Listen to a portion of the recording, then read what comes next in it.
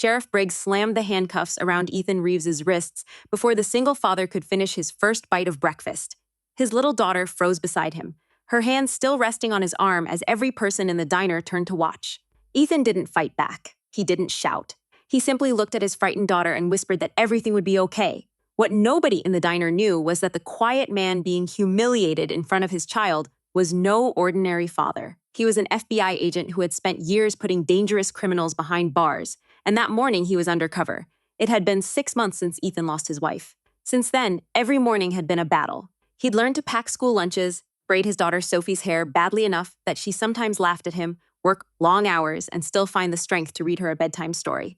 Sophie was 8, but grief had made her quieter than most children her age. Ethan had promised her that no matter how hard life got, he'd always be there. That morning, they stopped at a small roadside diner before Sophie's school. Ethan ordered eggs, toast, and coffee while Sophie happily ate pancakes, unaware her father had been awake most of the night reviewing a classified case. He was investigating a corruption network tied to stolen evidence, illegal weapons, and officials protecting criminals for years. His superiors suspected someone inside the county sheriff's department. Ethan had been ordered to stay undercover until he found who it was, which was why he sat there dressed like an ordinary dad, no badge, no weapon, nothing to give him away. Then Sheriff Walter Briggs walked through the door. Known for never apologizing and never being questioned, he spotted Ethan immediately. Someone had reported a man matching his description near an abandoned warehouse the night before.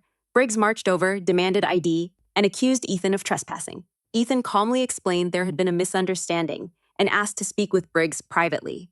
But the sheriff had already decided what he wanted everyone to believe. In front of Sophie, he grabbed Ethan's arm and wrenched it behind his back. The little girl screamed and begged him to stop. Ethan could have resisted. He could have shown his badge and ended the humiliation instantly. But he remembered his orders. More importantly, he knew that if the corrupt insider was watching, revealing himself could destroy the entire investigation. So he swallowed his anger and let the handcuffs close around his wrists. Sophie stood beside the table, tears running down her cheeks, asking why they were taking her daddy away. Ethan looked at her and said that sometimes good people have to stay calm when bad things happen, because the truth always finds its way into the light. Those words landed hard on the deputy standing nearby. He had kids of his own, and watching a little girl cry while her father was treated like a criminal didn't sit right with him. Ethan was led outside, but before he reached the patrol car, his phone buzzed, a coded message from his FBI team. They'd found something big. The warehouse he'd been secretly investigating connected directly to Briggs's closest lieutenant. Suddenly, it all made sense. Briggs hadn't made a mistake. He'd recognized Ethan's undercover identity and was trying to scare him off before the FBI could uncover the truth. But Briggs had made one fatal error. He'd forgotten Ethan had planted a secure recording device inside the diner before breakfast. Every word, every accusation, every mention of the warehouse, all captured. Minutes later, federal agents arrived, and handcuffs became the last thing Briggs expected to see, because this time they were his own. The diner fell silent as FBI agents walked in. Ethan finally revealed his badge, and the deputy who'd watched everything unfold lowered his eyes in shame. Briggs's confidence vanished instantly. The evidence gathered was enough to expose a corruption network that had operated for years. Several officials were arrested, and people who'd been falsely accused by the department finally had a chance to tell their stories. But Ethan didn't celebrate. He walked back into the diner and knelt beside Sophie. She threw her arms around him so tightly he nearly lost his balance. He held her close and told her he'd kept his promise. He had come back. The waitress, who'd watched the whole scene, quietly brought Sophie another stack of pancakes and refused to charge Ethan for breakfast.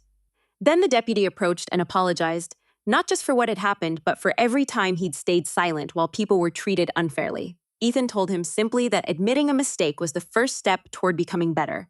Weeks later, Ethan returned to the same diner with Sophie. Briggs was gone, the corruption exposed, and the community was starting to heal.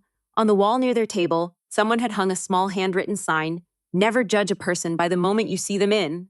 Ethan smiled when he read it, because sometimes the person being humiliated is secretly fighting for everyone else. Sometimes the quietest person in the room carries the greatest responsibility. And sometimes kindness begins with something as simple as believing someone deserves to be heard, because Ethan's greatest victory was never exposing the sheriff. It was teaching his daughter that even when the world treats you unfairly, you should never let someone else's cruelty take away your kindness.